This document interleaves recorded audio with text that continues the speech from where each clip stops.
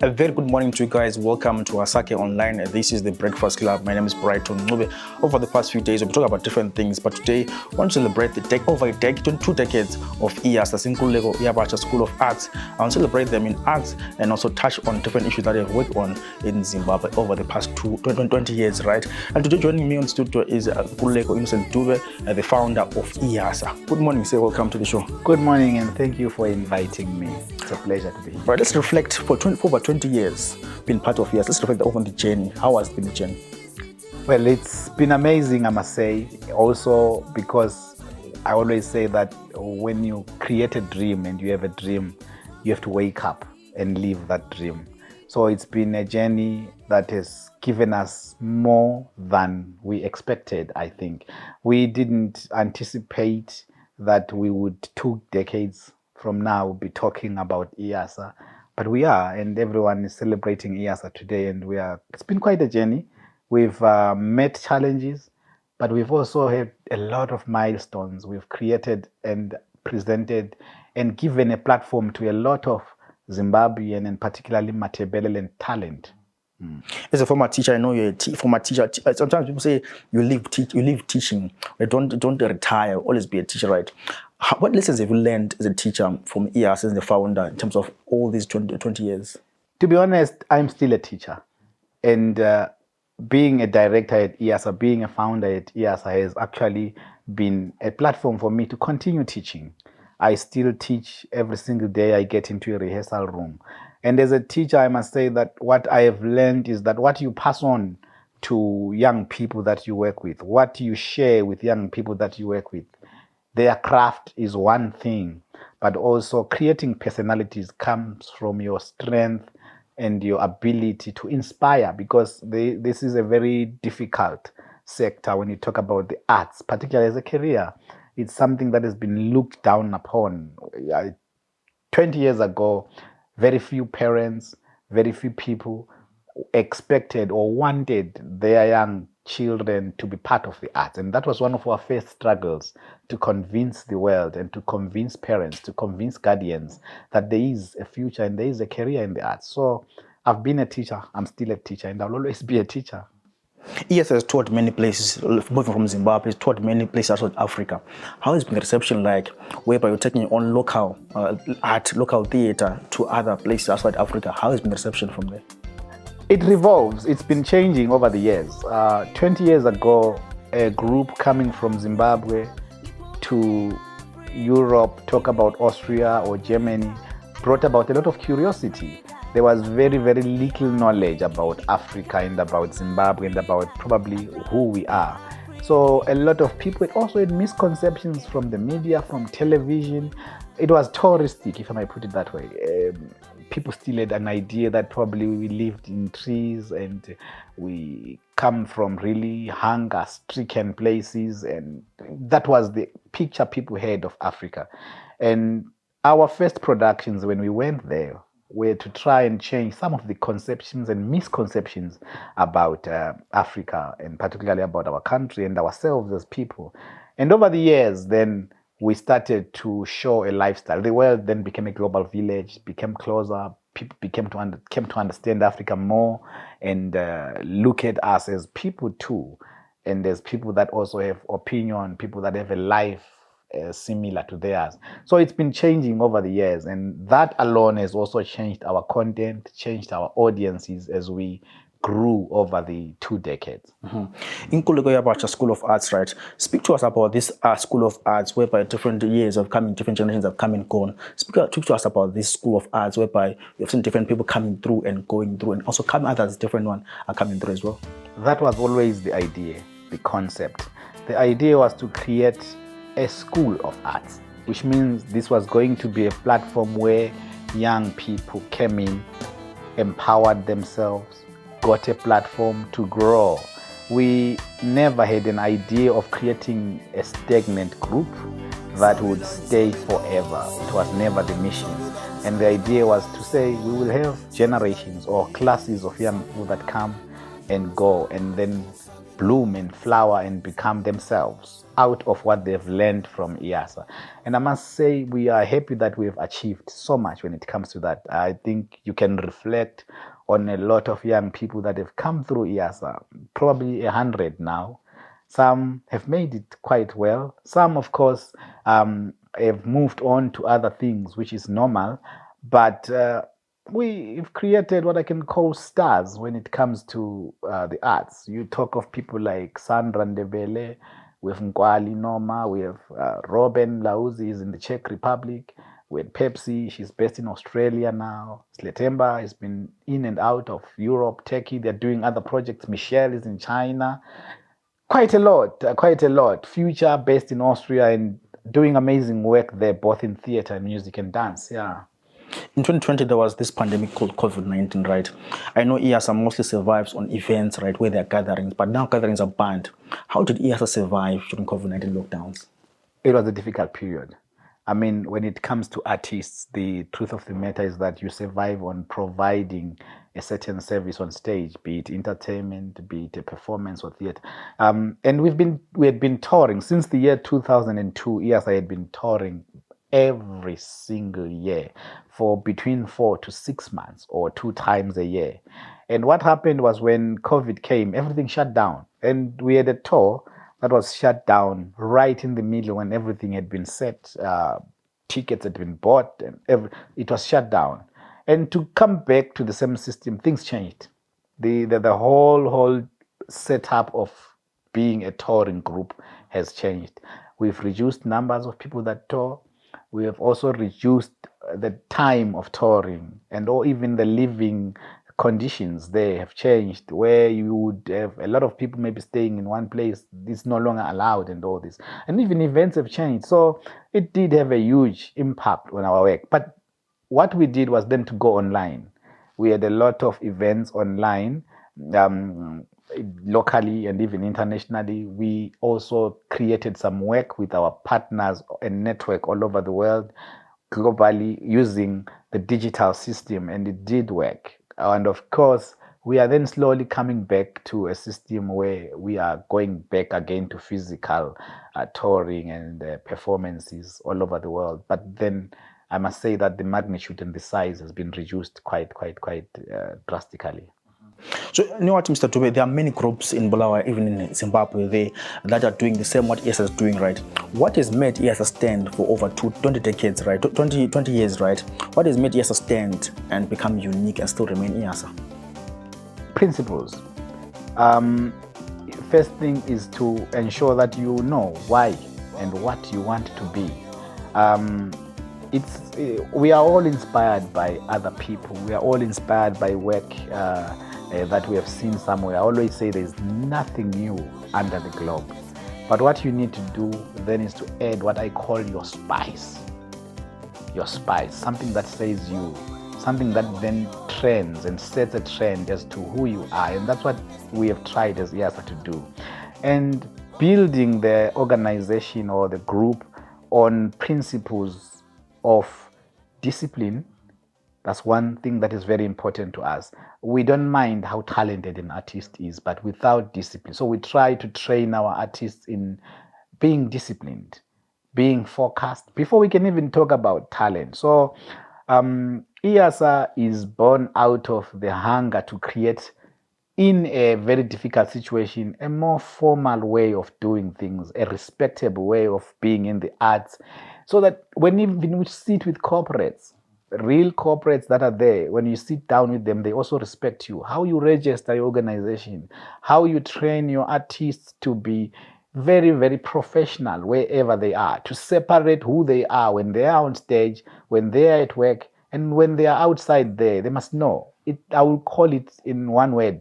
It's the way we have branded IYASA that has made it to stand for so many years. Mm-hmm. Some people may assume that IYASA only performs at weddings, but I know IYASA also focuses on NGO work, focusing on gender-based violence, focus on different things. Speak to us more about the work that IYASA does besides weddings. Very true.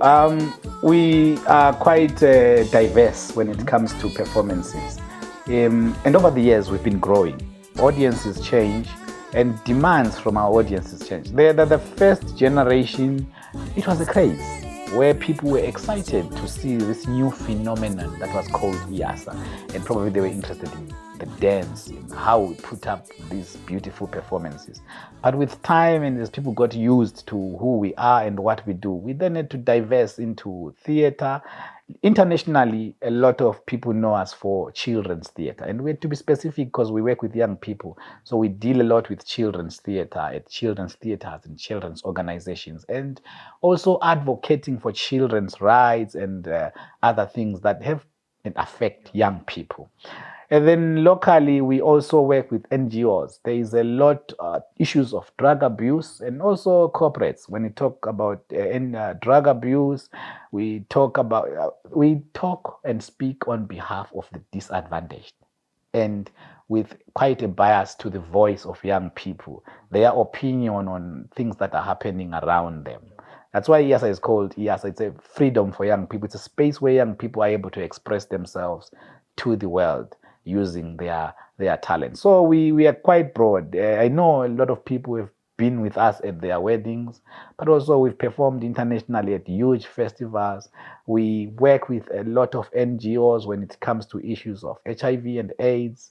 You talk of also drug abuse and of campaigning for rights for different societies, even widows. We've done something on issues of widows, street kids. There's a lot that we do, and every day for us, we call ourselves a brand that fits any occasion. That is the challenge we gave ourselves, that it does not matter what you bring on the table. We'll break it down into a performance, or we'll break it down into a creation that will make it easier to understand and actually entertaining to look at. So they say there's no wedding without a IYASA song called Vano Lila, right? Every wedding, when they play Dance for All, I think they play Vano Lila, right? And everyone goes crazy. How does it feel as a founder and director of IYASA to see people going crazy of a song called Vano Lila and dancing to it? Wow, it's one thing that sometimes I say we don't celebrate ourselves as people enough. Solomon Skuza is the original composer of the song Vano Lila. And I can say we as IYASA took it up, particularly working with Chase Skuza, brother to Solomon. And the song became a craze, a phenomenon in the whole country. It has become more like a trademark when it comes to events. And that to us is so humbling. That is a sign and a power.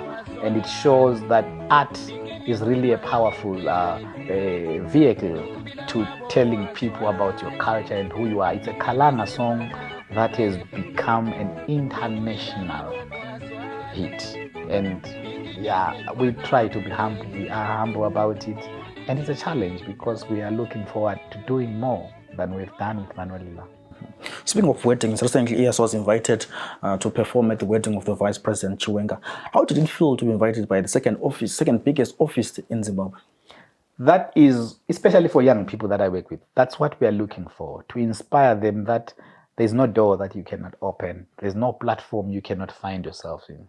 We felt honored to be part of such a high-class wedding, and it also did rubber stamp that we have become a brand that you cannot ignore when it comes to events that are huge. We will fit in and we will do very well. And I must say, we are proud to have been part of such a beautiful wedding. Let's go back a bit to the first class of IYASA, second class and third class, as well as this fourth class that we have right now. We've seen people come and go, right? And seen big names, Ndebele, your future. What do you teach them? What do you tell them before they become this big? You know, sometimes people become bigger. They forget about the brand IYASA. What do you teach them and tell them? The first thing they know is that it's the people that make you who you are. We try to teach our artists to respect their market, to respect people, and respect colleagues, and to brand themselves and situate themselves, and never to forget where they come from. The truth of the matter is that we are human beings, and we will err, and there will be disagreements and agreements as you work. We try to instill in our artists that come through our hands that they should be able to live and to understand and to navigate themselves and their careers in whatever situation they are, but with humility. With humility. I always say to them, you learn every day and you can only ask once. So if you don't know something, ask someone. You lose nothing by learning from someone. You know, there's a Ndebele saying that I always tell them that inyoni ehlakaniphileyo yakha isidleke sayo ngensipho zezinye. That means you don't have to pluck your feathers out to build yourself a home, but you can pluck wisdom, you can pluck skill from other people and learn and then build yourself from there. I'm more than proud of all the artists that have come through IYASA because I know that they can withstand any weather when it comes to the challenges of the arts. Speaking of challenges of the arts, right? 20 years you've been in the game. I'm sure there have been challenges along the way. You've stumbled, picked yourself up. What are some of the major challenges that you face as IYASA? Like I said, there is no way you can survive for 20 years without facing challenges. We have faced a lot of challenges. One of them being misconception. When you have misconception of what the brand represents, most people probably expect you to right now be performing with the very first generation of IYASA. We're trying to break a trend where people always believe that people leave a brand because they are unhappy. That's one unfortunate thing. But people leave things because they want to grow. So one biggest challenge we've had was to try and make the world and our audiences and our fans understand that as young people grow, they will want to be themselves. That's one huge challenge that we've had, because next day somebody comes and does not find one of the artists they loved so much on stage. They believe probably there must have been a conflict or a huge conflict that caused them to move. But people move on every day, change jobs every day, grow every day. And that's one challenge that we've had in trying to make sure that people understand that the cycle at IYASA is that our artists will come, our artists will go, our artists will grow every single day, and new artists will come in. I think that would be the first challenge. The second challenge is expectation. Expectation that when something is popular, therefore it is equal to success, particularly financial success. So you find that a lot of people, because we've been all over the world, we've been touring for a long time, they then have an idea that these people should be very, very rich. So then you get a lot of opinions about how and what was done wrong and should be done the other way. I always say, when you switch on a candle, what happens is you attract insects. So we have had that. We have had that situation where we're trying to maneuver in a situation where people don't understand where and what we're trying to do and how we want to do it. But I must say that it is not something that we did not expect. It's things that we expect, and it's things that we are ready to face and explain and show people that, no, IYASA will always be IYASA, and it will change. If you look at somebody who watched IYASA Banolila, they will say, when they see today IYASA performing Sijaiva, somebody may say, this is not the real IYASA, because the real IYASA to them is what excited them then. But then there's another generation now that is getting excited by the current generation, and we should respect that. Maybe years later they also will feel aggrieved if this generation is gone. So it's going to be changing, and people need to understand that. I think that's been the greatest challenge.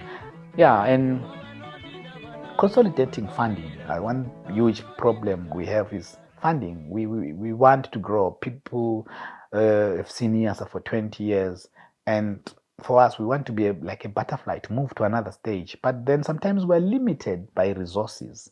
We're limited by situations. And it's not that we don't have the ideas. We do have the ideas, but sometimes the space and the resources limit us.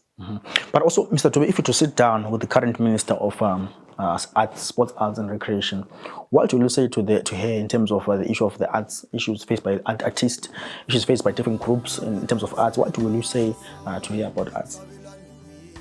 The first thing I would say to the Minister is that there is no better brand ambassador for any country compared, or that you can compare to the arts. Without the arts, then a country will never be known.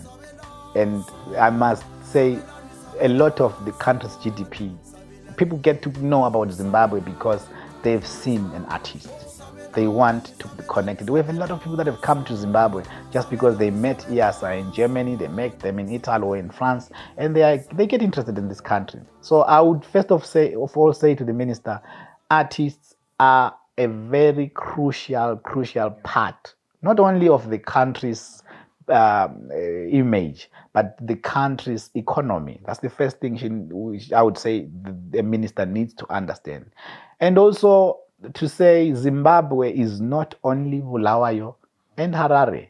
Zimbabwe is bigger than that. You will see we've had a lot of conflict about Harare versus Bulawayo, and when things happen, people feel that Bulawayo has been left out and Harare is taking over everything. Such things. We need to look at things at a broader perspective. That Zimbabwe is bigger than Bulawayo and Harare, and look wider. And we can only achieve that as a country in the arts if we bring together our artists. Yes, everyone is doing what they're doing, wherever they're doing it. But it's time Zimbabwe had something. We have a national team here, soccer. We have a national team here, hockey. Where is our national arts team? Where is I would expect the minister to bring together these artists to work together. We need a musical, for instance, that brings together the talent from all over this country.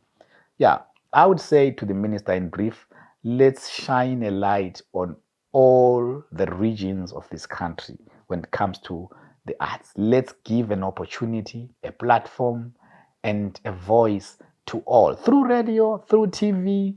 Let's get out of Bulawayo and Harare and also bring together artists from all over the country, and we'll be amazed by what Zimbabwe and how rich Zimbabwe is when it comes to the arts. Guys, if you're just joining us, this is the Breakfast Club. My name is Brighton Ncube, and today my guest is Nkululeko Innocent Dube, the director and founder of IYASA, celebrating over 20 years in the game. And today we're reflecting in terms of that journey and what they have achieved so far. But speaking of also musicals, you have worked well with the late Mbongeni Ngema. Speak to us about his impact in terms of your life, in terms of your career, and also in terms of IYASA. I would say he's my father when it comes to the arts. He was the first spark to what I wanted to do. My first contact with him was in South Africa in Durban, and it was the time when they were building Sarafina. And immediately sitting down with that man, I knew that if I could achieve what he's doing and achieve what he achieved, then that would be the beginning of an amazing journey. And we tried, we tried, and we are trying.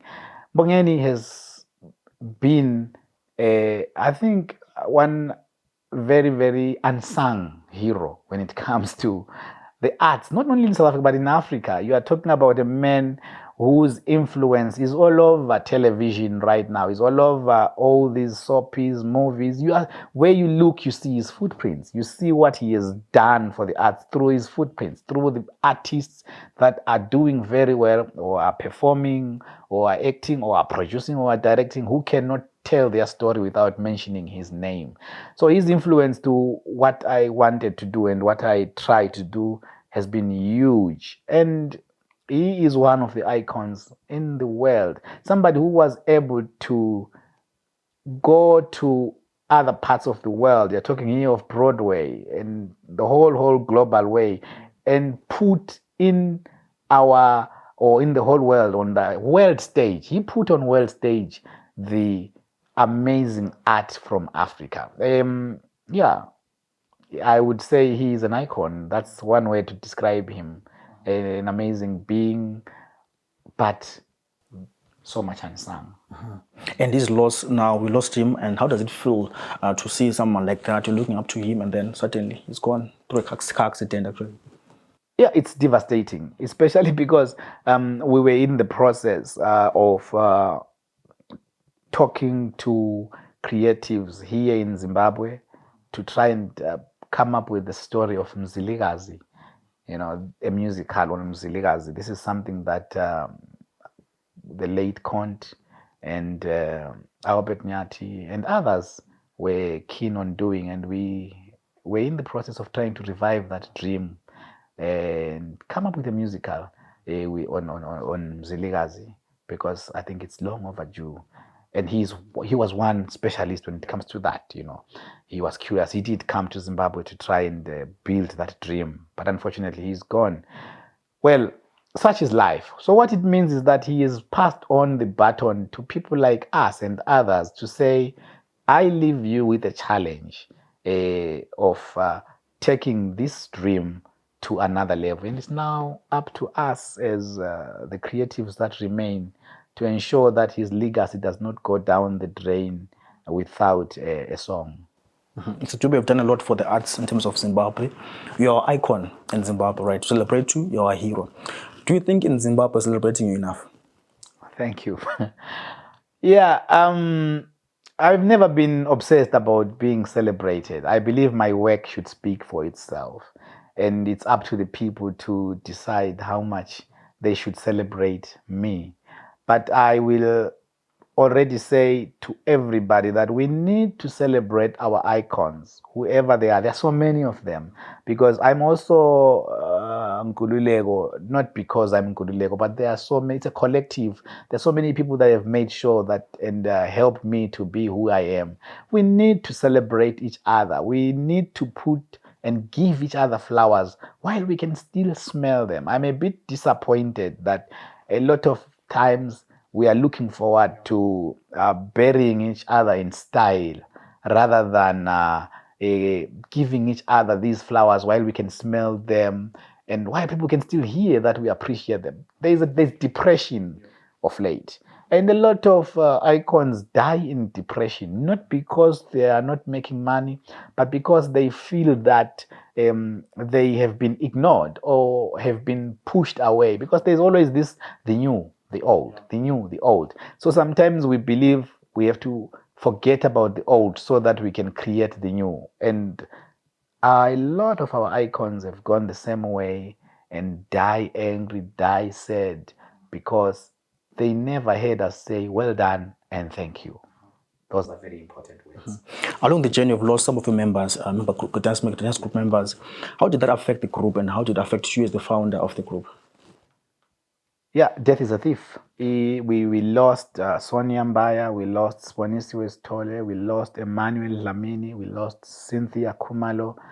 It's part of life, but you talk about them. These are people that remain an inspiration even to young people that come in, and we never forget their stories, and we never forget to celebrate them each time we do something, because they were special to us. IYASA has become a family. It's a family. Once you are part of IYASA, you will always be a part of IYASA. I'm so impressed that I even see some of the members that left, they always come back and share. You will be amazed what 10 minutes or 5 minutes of a speech they give to the new generation does. So yeah, we will continue to celebrate those we lost, and we appreciate them.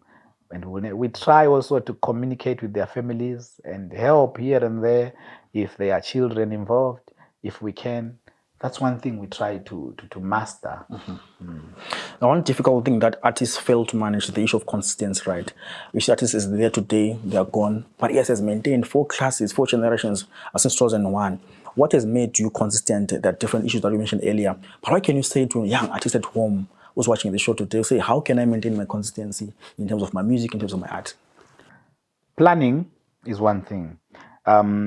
Don't look at, I think people are obsessed with trending and becoming popular rather than living on something. A lot of us feel that when 10,000 people like what we do or see what we do, that is success. But success is not just outside the door. Success is something you see in the twilight, and you should have targets and look forward and say, in 5 years, in 10 years, I want to have achieved that. So you take steps to that and you build on that. Rome was not built on a day. You need, as an artist, to know where you want to go and always be original. No matter how much you are influenced by other cultures, I can assure you that as long as I cannot see yourself or feel who you are in what you're doing, I am bound to look at what you do and then go to find the original. I'll put original in quotes. So anything you do or anything you take from somewhere and do, make sure there's a rubber stamp that says you, something that grows you. I think young people should be patient. Young people should invest in long-term rather than short-term success. Lastly, Mr. Dube, when all has been said and done, Mr. Dube, how do you want to be remembered as? That's a difficult question. I will say I hope I will be remembered for changing lives, for giving an opportunity to young people that probably would not have got or gotten to where they are. I am hoping that I plant seeds of growth in young people that and create projects and create people that will represent who I was forever and ever. Mr. Dube, if they've never told you that you're an inspiration to many young people, a hero, an icon, I'm telling you today, you're a hero, you're an icon. Today we celebrate you and celebrate that work you've done with IYASA. Now let's speak about the different awards that I've been seeing in Zimbabwe. There's the NAMA, there's the BAA, right? Recently there was the NAMA in Bulawayo. What's your analysis of the NAMAs? Maybe before I talk about the numbers, I'll talk about awards. We have had an influx in awards. And you will notice there is a lot of awards springing up all over the country. Not only for the reason of saying we all want to celebrate, but probably some of them come out of discontent in how those awards that are there are being run and are being shared or are being given. The first point to make is that it's clear that an award is a celebratory emblem. So you should not be worried if somebody does not give it to you. But if you're going to run national awards like NAMA does, I think it's important. I know people focus a lot on the event alone. Now, a lot of investment needs to be done in adjudication in terms of empowering adjudicators to go out there and see real work. I have a problem with the sending in of short videos, edited videos in this generation of technology to say this is what is going to represent my work. I feel that we need to be talking about real work. We need adjudicators to go out there, and not only as individuals, but also as teams of adjudicators to see what artists are doing. And it also takes us back to the point of it's not only Harare and Bulawayo that should be contending for these awards. And how to do that is to ensure that adjudicators are empowered enough to go out there. But then I know a lot of Bulawayo artists did complain about the awards not being fully representative. I also had an opinion that sometimes it's because we are not known outside Bulawayo. And most of it is either our fault because we have not explored more into the country, or because we have systems and media that is focusing on one region. So we need to open up our radio stations, open up our television. Matebeleland especially at the moment is focused on foreign media in terms of TV. You talk about people that are watching a lot of SABC, South African TV, and I'm not surprised that a lot of young people or people outside in the street may not know even our local artists, but it's not the fault of the artists. We need, first of all, to create platforms that will level the ground for artists, where everyone can see who is doing what. An artist in Murewa must know Mrs. K's music.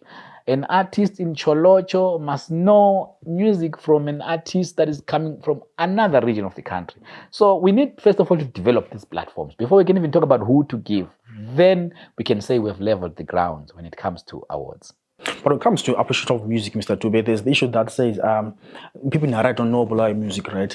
But also Harare music is there in Bulawayo. Are we producing good quality of music in Bulawayo? I think we are.